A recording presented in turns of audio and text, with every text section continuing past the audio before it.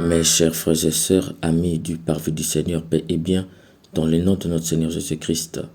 Aujourd'hui, jeudi de l'octave de Pâques, une seule chose je nous propose pour notre méditation, de la mort à la sépulture, quel corps ressuscite. Dans l'évangile extrait de Saint Luc au chapitre 24, les versets 35 à 48, Saint Luc nous dit, les disciples qui rentraient d'Emmaüs racontaient aux 11 apôtres et à leurs compagnons ce qui s'était passé quand il avait rompu le pain. Pour comprendre ce fragment, j'en appelle à un proverbe grec qui dit « To agaton epekina ousia » qu'on peut traduire en français par « le bien suit la réalité de l'être ». Autrement dit, quand un corps est habitué à pratiquer le bien, tout l'être devient le bien. C'est pourquoi un corps devenu le bien ne garde pas le bien pour lui seul. C'est le cas de ces deux disciples d'Emmaüs. Ils ont appris à pratiquer le bien avec Jésus. Étant donné qu'ils ont côtoyé le bien Jésus et ont appris à le pratiquer en sa présence, leur corps était devenu le bien, c'est-à-dire la nature de leur corps était devenue le bien. Souvent, disons-nous, il n'est pas facile de changer sa nature mauvaise, mais cette nature mauvaise l'est devenue à force de pratiquer le mal. Il en va de même avec les disciples d'Emmaüs. Ils ont tellement pratiqué le bien aux côtés de Jésus que c'est devenu leur nature. Dès lors qu'ils vont recevoir un grand bien qui est Jésus ressuscité, ils vont courir le donner aux autres. Un proverbe latin dit « Bonum difficivus est » le bien est à partager. Ils ont reçu un grand bien étant donné que leur corps a épousé la nature du bien, ils ne peuvent qu'aller le donner aux autres. Par ces fragments, nous devons retenir, chers amis, que tu peux recevoir un grand bien, mais si ton être n'est pas encore devenu le bien, tu garderas ce bien pour toi-même. C'est pourquoi tu vois des gens qui reçoivent beaucoup d'argent, cependant, ils sont incapables de le partager avec les autres. C'est dans ce sens qu'il est dit, donner un grand bien à qui l'être n'est pas encore devenu le bien, c'est comme donner un morceau de viande à un chien. Il le mangera seul. Aussi, Saint Luc poursuit, comme il en parlait encore, lui-même était au milieu d'eux. Par ce fragment, Saint Luc nous révèle que la résurrection de Christ obéit à un schéma relativement fixe. Jésus se présente selon une initiative qui lui revient en propre et de manière inattendue d'une part, les disciples ne le reconnurent pas d'autre part. Ainsi donc, la résurrection est une irruption à ceux qui connaissaient suffisamment Jésus. Pourquoi ils sont incapables de le reconnaître dès sa première irruption? Nous y reviendrons. Ensuite, Jésus leur dit « La paix soit avec vous ». Mes chers frères et sœurs, le premier mot du ressuscité en l'endroit de ses amis, c'est la paix. La paix soit avec vous. Cela veut dire que la paix n'est pas un concept vain, une idéologie, une concession, l'absence de la guerre, de la faim et de la maladie. Non, la paix est plus que tout cela. Pour comprendre cela, il nous faut faire un saut qualitatif dans l'anthropologie. L'homme est composé de deux êtres, l'être de surface et l'être de fond. La paix du monde, qui est l'absence de guerre, de conflits, de maladies, de faim, est une paix qui est donnée à l'être de surface de l'homme. Cet être-là qui a besoin de vivre dans un univers sans guerre, sans conflit, sans maladie, sans famine et sans deuil. Par contre, quand tout cela fait irruption, l'homme est souvent perdu. Quand vient la maladie, il est totalement déboussolé. La paix de Jésus est celle qui est donnée à l'être de fond. Cet être-là qui régularise le niveau extérieur. Cet être de fond qui permet à l'être extérieur de garder son sang-froid, peu importe la situation. Ce qui se passe à la surface ne doit pas troubler l'intérieur de l'homme, protégé par la paix dans l'être de fond. C'est cette paix qui se trouve au fond de l'être qui permet d'accepter les événements de la vie sans se corrompre. En anthropologie, il est dit, c'est le fond qui détermine l'être et non la surface. Jésus, en disant « La paix soit avec vous », dépose dans l'être de fond une force de résistance et d'espérance face aux événements de la vie. Cette force, c'est la paix. Qui manque cette paix est comme un mort vivant. Cette paix ne peut venir que de Jésus et de lui seul, car c'est en fait lui-même cette paix. Par ailleurs, Saint Luc poursuit, frappé de stupeur et de crainte, il croyait voir un esprit. Il faut entendre par là, dès la première éruption, les disciples ont eu l'impression de voir un démon. Pourquoi? C'est parce que Jésus passe par-delà le mur et les portes. Avant sa mort, il ne le faisait pas. Devenu ressuscité, il rentre où c'est fermé. Les disciples se demandent s'il n'est pas un esprit, c'est-à-dire un démon.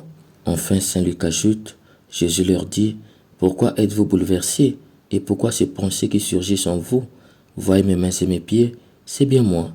Touchez-moi, regardez, un esprit n'a pas de chair ni d'os, et vous constatez que j'en ai. » Après cette parole, il leur montra ses mains et ses pieds. Dans leur joie, ils n'osaient pas encore y croire et restaient saisis d'étonnement. Jésus leur dit, « Avez-vous ici quelque chose à manger ?» Ils lui offrirent un morceau de poisson grillé. Il le prit et le mangea devant eux. Mes chers frères et sœurs, un démon n'a pas de corps, il n'a pas d'os ni de chair. Pourquoi? C'est parce qu'il est un esprit. Un esprit, c'est comme le vent, on ne le voit pas, mais on le sent. Étant donné qu'il n'a pas un corps, il jalouse celui de l'homme. En fait, Satan avait bien voulu que Dieu lui donne aussi un corps semblable à celui de l'homme. Hélas pour lui, il était fait esprit. Depuis lors, il jalouse le corps de l'homme. C'est pourquoi il lui fait faire des choses ignobles, l'attaque, le rend malade, le possède en faisant toutes sortes de perversités avec son corps.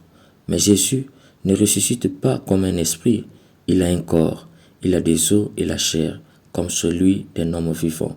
Il garde même les marques de ses plaies du vendredi saint. Il le mange comme un être vivant. Souvent je me demande, est-ce qu'il avait eu envie d'aller aux toilettes après? Bref, il fait tout ce que peut faire un corps vivant, comme celui de ses disciples. Il continue à faire ce qu'il faisait avant la mort.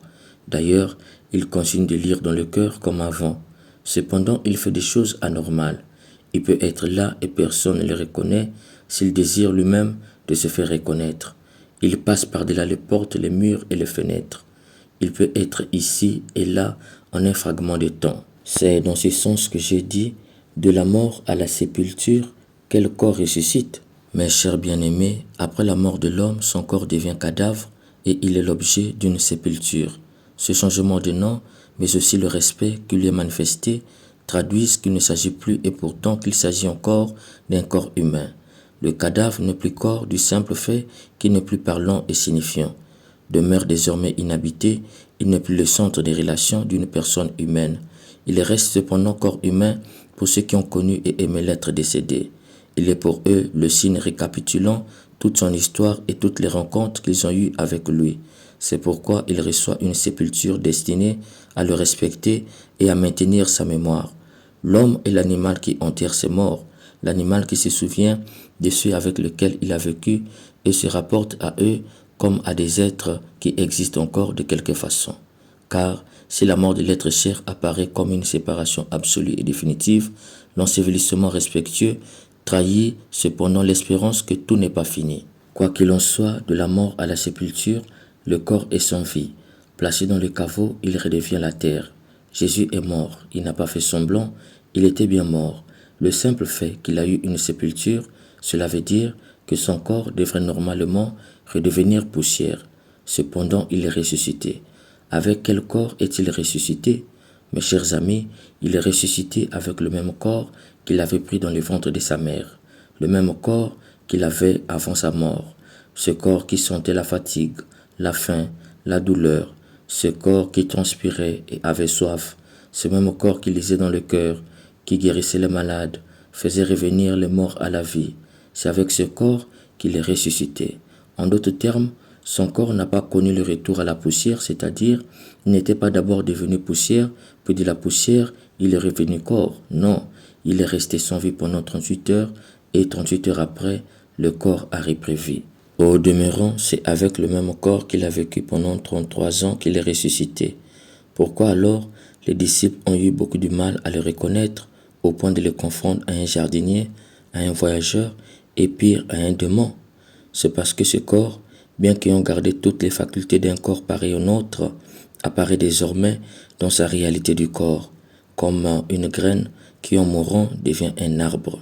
En fait, par la mort, le corps de Jésus est devenu un corps spirituel et glorieux, c'est-à-dire qu'il n'obéit plus au cadre du temps et de l'espace.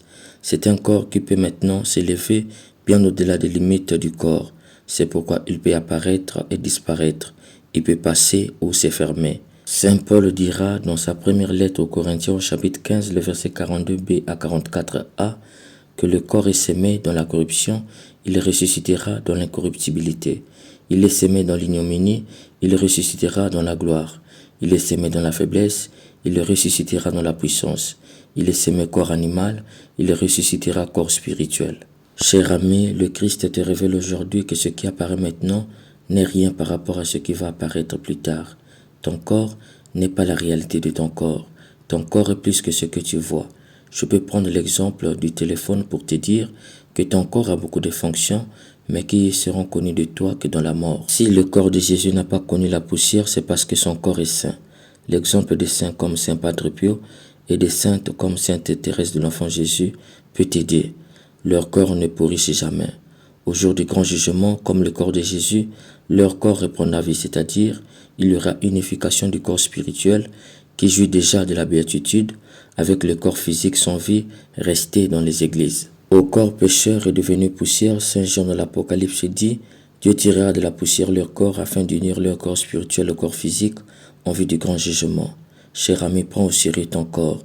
Rends-le bon par la pratique du bien, saint par la pratique des vertus.